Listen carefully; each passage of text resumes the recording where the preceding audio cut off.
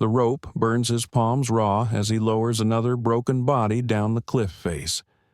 Blood soaks through his fatigues, none of it his own. Dawn breaks over the escarpment they're calling Hacksaw Ridge, and Private First Class Desmond Doss has been up here all night, alone with the Japanese and the American dead. His rifle sits back at camp, untouched, exactly where he left it. He's made 11 trips to the edge already. 11 times he's whispered the same prayer, "Lord, please help me get one more." Behind him, someone screams. He turns back toward the sound, back toward the hell everyone else fled 6 hours ago. The other medics carry sidearms at least. Doss carries nothing but his aid kit and a faith his fellow soldiers think will get him killed. On May 5th, 1945, it might be the only thing keeping anyone alive. The man they called Coward Desmond. Thomas Doss arrived on Okinawa with the 307th Infantry Regiment, 77th Infantry Division, carrying a reputation that followed him like a curse. The 26-year-old from Lynchburg, Virginia, was the first conscientious objector in U.S. history to serve in combat without compromising his convictions. He wouldn't carry a weapon, wouldn't train on Saturdays, his Sabbath, refused to eat meat in a military that ran on rations and rules. His platoon mates had names for him. Coward was the kindest. Before the war, Doss had worked at a shipyard in Newport News, earning deferments he never requested. He enlisted voluntarily in April 1942, 9 days after his wife Dorothy begged him not to go. "I can't stay home while others fight," he told her. But he couldn't kill either. Not after what he'd seen as a boy, his father, drunk and raging, holding a gun on his uncle. Young Desmond had stepped between them, remembering the 6th commandment printed in the family Bible. "Thou shalt not kill." The Army didn't know what to do with him. Basic training at Fort Jackson became a war of attrition. Sergeants assigned him extra duty. Soldiers hid his boots, threw things at him in the barracks. One private told him plainly, "I'll make sure you don't come back." They court-martialed him for refusing to carry a rifle. Only intervention from his former commanding officer saved him from prison. The CO testified that Doss was the best medic he'd ever seen. By the time the 77th landed on Okinawa on April 26, 1945, Doss had already proven himself. On Guam, he'd treated wounds while under fire. On Leyte, he'd crawled into no man's land to reach casualties. But Okinawa was different. This was Japan's doorstep, defended by 100,000 Japanese soldiers ordered to make the Americans pay in blood for every yard. The men of the 307th learned the terrain through rumor and reconnaissance. The Maida Escarpment, what the soldiers immediately christened Hacksaw Ridge, rose 400 feet above the Uriso-Mura Plateau like a broken tooth. Sheer coral cliffs. No cover. The Japanese had honeycombed it with caves, machine gun nests, and artillery positions. Intelligence said 3 battalions held it. Intelligence was wrong. The entire 62nd Division of the Japanese 32nd Army waited up there with orders to annihilate the Americans. Doss carried 70 pounds of medical supplies in his aid kit: bandages, morphine syrettes, sulfa powder, plasma, no grenades, no ammunition. His buddies carried M1 Garands that weighed 9.5 pounds loaded. Doss's Bible, tucked in his breast pocket, weighed 11 ounces. In the 8 days before May 5th, the 77th Division had taken the plateau below Hacksaw Ridge yard by bloody yard. Doss treated burns from flamethrowers, shrapnel wounds from mortars, the particular devastation of machine gun fire at close range. At night, he'd write Dorothy, careful not to mention what he'd seen. She knew anyway. Everyone at home knew by then what Okinawa was costing. On May 4th, the order came down: take the escarpment. The men climbed cargo nets up the cliff face while Japanese artillery found the range. B Company lost 15 men before reaching the top. Doss climbed with them, hauling his aid kit, praying between breaths. At 06:30 on May 5th, everything changed. The attack begins before dawn. 400 men from the 307th scramble up cargo nets in darkness, trying to reach the summit before Japanese observers can call in the coordinates. They're halfway up when the first mortar round hits. Doss presses himself against coral that cuts through his uniform. Above him, someone falls. He can't see who. The body tumbles past, hits the rocks below. No time to look. Keep climbing. They reach the top as the sun breaks. For 20 minutes, it's almost quiet. Soldiers spread out across the ridgeline, setting up defensive positions in the coral rubble. Doss moves between them, checking for injuries from the climb. A private from Kentucky has a deep gash on his forearm. Coral is worse than barbed wire for infection. Doss cleans it, applies sulfa powder, wraps it tight. "Stay off it if you can," he says, knowing the kid won't have that choice. The Japanese counterattack hits like a tsunami. Artillery first, mortars and 47mm guns zeroing in from positions the aerial reconnaissance somehow missed. The coral explodes into shrapnel. Men dive for cover that doesn't exist. The noise, you can't describe the noise to someone who hasn't heard it. Not separate explosions, but a continuous roar that obliterates thought. Then the infantry. Japanese soldiers pour from caves and spider holes, places that weren't there a moment before. They're screaming. Americans are screaming. Everyone's screaming, and you can't hear any of it over the guns. A lieutenant near Doss takes a bullet through the neck. Arterial spray. Doss scrambles to him, clamps the wound with both hands. Pressure. You always start with pressure. The lieutenant's eyes are wide, trying to speak. Doss leans close. "You're okay. You're okay." A lie told with medical precision. He works fast, compress the wound, tie it off, inject morphine. The lieutenant's pulse is thready, but there. "Stay down," Doss tells him, though staying down on this exposed ridge is no protection at all. Machine gun fire rakes the ridgeline. Japanese Type 92 heavies, that distinctive slow pounding like someone beating a steel drum. Americans return fire, the sharper crack of M1s, the rattle of bars. Doss runs toward the sound of someone screaming, "Medic!" He finds 3 men down in a shell crater. One's already gone, the particular stillness that can't be mistaken for unconsciousness. Another has his leg shredded below the knee, bone visible through the meat. The third is holding his own intestines, trying to push them back inside. Shock makes people do that, try to tidy up the mess. Doss reaches the one with the leg first. Tourniquet above the wound, pull it tight until the bleeding slows. The soldier, he's maybe 20, dark hair matted with coral dust, grabs Doss's arm. "Am I gonna lose it?" The leg, he means. Doss doesn't know. "Not if I can help it." He injects morphine, tags him for evacuation, moves to the soldier with the abdominal wound. This one's worse. You can't tourniquet intestines. Doss does what he can, compresses the wound, covers it with the largest bandage he has, another morphine syringe. The soldier's going into shock. Doss elevates his feet, covers him with someone's abandoned jacket. "Stay with me," he says. He's talking to God as much as the soldier. The order comes to fall back. Officers screaming it up and down the line. The Japanese are overrunning the position. Americans scramble for the cargo nets, half sliding down the cliff face. Artillery follows them down.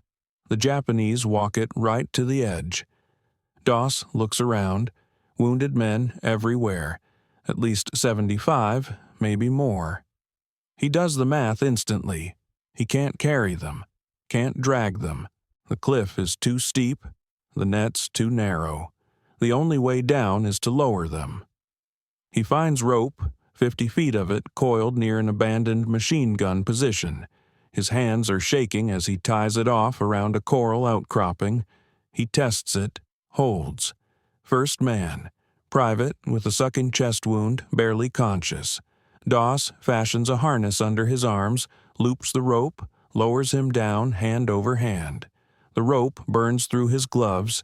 He can feel blisters forming. 20 feet down, 30, 40. Soldiers at the bottom grab the private, untie him. Doss hauls the rope back up. Lord, please help me get one more. Second man, sergeant with both legs shattered, screaming when Doss moves him. No choice. Harness, loop, lower. The sergeant passes out halfway down. Blessing, maybe. Doss pulls up the rope. His shoulders are cramping. He's been awake for 30 hours. Lord, please help me get one more. The sun climbs. Japanese soldiers move through the American positions, shooting the wounded. Doss can hear them. He works faster. A corporal with his arm nearly severed. Down. A private with shrapnel through his chest. Down. A machine gunner who took a bullet through both lungs and somehow hasn't drowned in his own blood yet. Down. Lord, please help me get one more. His palms are raw meat now. Blood makes the rope slippery. A Japanese grenade explodes 30 yards away. Doss doesn't stop. Can't stop. There's another man here, and another after that. He finds soldiers hiding in shell craters, too scared to move. He finds men who've been lying in the sun for hours, delirious from blood loss. He finds a lieutenant who's been shot in the spine, paralyzed, crying. Doss lowers them all. A Japanese soldier appears at the crater's edge. Doss looks up, unarmed, hands still on the rope. For a moment, they stare at each other. The soldier raises his rifle. Behind Doss, an American private, wounded but conscious, throws a rock. It hits the Japanese soldier in the head. He staggers, fires wild, disappears back into the smoke. Lord, please help me get one more. The afternoon drags into evening. Doss has lost count. 40 men? 50? His canteen is empty. His aid kit is empty. He's using strips of cloth torn from the dead to bandage the living. The rope is fraying. He doesn't trust it for much longer. He finds a man he recognizes, one of the soldiers who'd called him coward in basic training. Gut shot, bleeding out. The soldier recognizes him too. I'm sorry, he whispers. I'm so sorry. Save your strength, Doss tells him. He makes the harness, loops the rope. You're going home. Lord, please help me get one more. When the 77th returns at dawn on May 6th, they find Doss still up there, still working. He's lowered 75 men down that cliff, 75 men who should be dead. The rope is more blood than fiber now, and Doss's hands won't close properly. He can barely stand. We thought you were dead, a captain tells him. Doss shakes his head. There's still wounded up here. He's not done yet. The aid station at the base of Hacksaw Ridge becomes a sorting ground for the living and the dying. Surgeons work in tents with blood-soaked floors, performing triage by flashlight. Of the 75 men Doss lowered from the ridge, 62 survive their wounds. 13 don't make it through the night, but they died with morphine in their systems and bandages on their wounds, instead of screaming alone on that coral hell. Doss finally allows someone to treat his hands. The battalion surgeon, a major who'd called Doss's convictions impractical during training, unwraps the makeshift bandages Doss had fashioned from torn cloth. The skin of his palms has delaminated in sheets, second-degree burns mixed with lacerations deep enough to expose tendon. The major says nothing as he works, but his jaw's tight. You won't hold a rifle for a month, the major finally says. Not that it matters for you. No, sir, Doss agrees. It doesn't. They send him to a field hospital for 3 days. He spends it writing letters to the families of the 13 who didn't make it, to Dorothy, to his mother. His hands are wrapped in gauze thick enough that holding a pencil requires concentration. The words come slowly. When he returns to the 307th on May 9th, something has changed. The men don't look at him the same way. The private who'd thrown the rock to save his life, a kid named Gunderson from Minnesota, stops him outside the command tent. "We voted," Gunderson says. "You don't walk point anymore. You stay in the middle of the formation where it's safest." "I go where the wounded are," Doss says. "Then we'll make sure you don't have to go far." The battle for Hacksaw Ridge continues for another 2 weeks. The Japanese fight with the desperation of men who know they're defending their homeland's doorstep. Doss treats burns from flamethrowers, shrapnel wounds from the constant artillery, soldiers with coral dust pneumonia. On May 21st, a grenade lands near him while he's treating a soldier with a fractured skull. He kicks it away. It detonates far enough to only pepper him with shrapnel instead of killing him outright. He finishes bandaging the skull fracture before letting anyone treat his legs. On May 31st, after the 77th finally secures the escarpment, commanders compile after-action reports. The official Army documentation of May 5th lists heavy casualties: 125 wounded, 19 killed in action. It notes exceptional valor by medical personnel without elaboration. The unit citation mentions a medic who rescued approximately 75 men from an exposed position under enemy fire. They don't mention that he did it without a weapon. Don't mention the prayer he repeated 75 times. Don't mention that he was a man his own unit had tried to court-martial a year earlier. A Japanese colonel, captured weeks later, provides a different perspective during interrogation. His unit had orders to eliminate all Americans on the ridge. Standard procedure. "We saw the medic," the colonel says through a translator. "Multiple soldiers had clear shots. No one fired." When asked why, the colonel is silent for a long moment. "We thought he was a monk," he finally says. "It seemed unlucky to kill a holy man." The strategic significance of Hacksaw Ridge becomes clear only in retrospect. The Maida Escarpment anchored the Shuri Line, the last major defensive position before the Japanese capital of Naha. Taking it broke the back of organized resistance on Okinawa. The 77th Division's assault, bought with 1,100 casualties over 3 weeks, opened the path for the final push that would end organized Japanese resistance by June 21st. But the larger campaign costs keep mounting.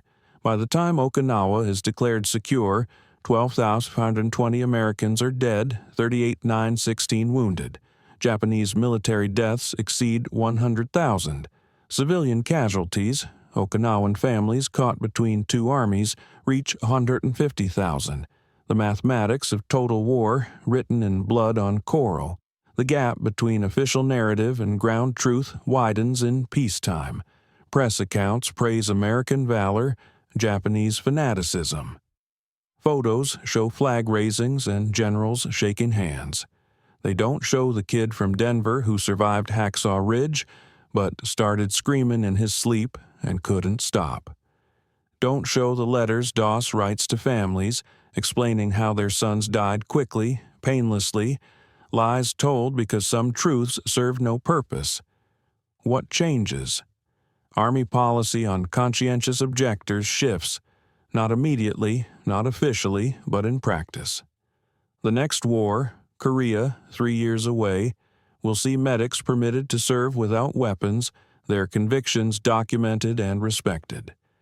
It's a small bureaucratic footnote, but it's written in the space Doss carved out with rope and prayer on a coral cliff in Okinawa. What doesn't change? The nightmares. Doss returned stateside with shrapnel still embedded in his legs, tuberculosis contracted from another soldier, and dreams that jerk him awake reaching for an aid kit that isn't there. Dorothy learns to wake him gently from a distance. "You're home," she tells him. "You're safe now." He's never safe again. Not really. Part of him is still on that ridge, lowering one more man. On October 12, 1945, President Harry Truman drapes the Medal of Honor around Desmond Doss's neck in a White House ceremony. 75 men saved without firing a shot. The citation reads, "Superior to every trial, he continued to display the most heroic conduct throughout a series of engagements in which he was under constant fire from the enemy." What the citation doesn't capture: the contradiction at the heart of Doss's story. He was everything the military machine shouldn't tolerate: insubordinate, religiously inflexible, refusing the basic contract that soldiers kill when ordered. Yet he embodies the deepest truth of military service: the willingness to die for others. The question his story poses remains uncomfortable. What if the best expression of courage in war is refusing its fundamental premise? The lessons learned from Hacksaw Ridge split in two directions.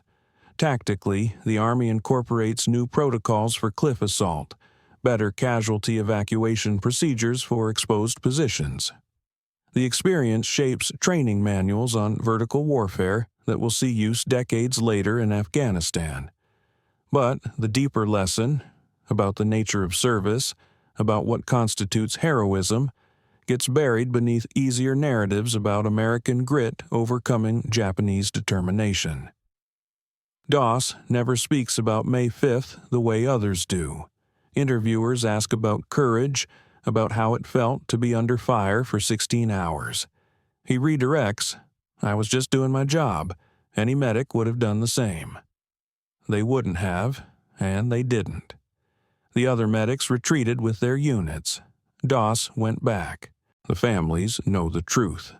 They received letters written in Doss's cramped handwriting, his spelling inconsistent, his honesty absolute. To the mother in Ohio, "Your son fought bravely. He spoke of you at the end." To the wife in Louisiana, "He didn't suffer long. We did everything we could." The lies and truths mixed together in service of the living. What endures is this: on the worst day of his life, surrounded by death and under orders to save himself, Desmond Doss chose to stay. 75 times. Not because military discipline compelled him. He'd proven he'd resist discipline when it conflicted with conscience. Not because doctrine taught him to. Doctrine said unarmed men withdraw first. He stayed because leaving meant men would die alone, and his faith wouldn't allow that. After the war, Doss returns to Virginia, works at a post office, raises a son. The tuberculosis takes a lung. The shrapnel never comes out. He's deaf in one ear from the grenade blast. He walks with a limp. The Army classifies him 100% disabled by 1948. He's 30 years old. He speaks occasionally at churches and schools. Never about the killing, only the saving. A generation of boys grows up hearing about the medic who wouldn't fight but wouldn't quit. Some of them become medics themselves. Some become conscientious objectors. Some simply learn that conviction can coexist with service, that pacifism isn't cowardice. On March 23, 2006, Desmond Doss dies at his home in Alabama, age 87. Dorothy had died years before. He's buried with his Medal of Honor, his Bible, and a photograph of the 307th Infantry Regiment taken on Okinawa after Hacksaw Ridge. In the photo, he's in the back row, his hands still bandaged, not smiling. The men he saved, the ones who survive into old age, tell their children and grandchildren. The story gets refined in the retelling. The medic who saved 100 men, who saved his entire unit, who was bulletproof. The numbers inflate. The details smooth out, but the core remains true. One man, unarmed, chose to stay when everyone else ran. Back on Okinawa, the Maeda Escarpment is a park now. The caves are sealed. Trees grow in the coral soil enriched by 70 years of decomposition. Japanese tourists walk the same ridgeline where Japanese soldiers once fought to the death. American veterans return sometimes, fewer each year. They look for the place where the cargo nets hung, where someone lowered them to safety when safety seemed impossible. The rope is gone. The blood is gone. The screaming is gone.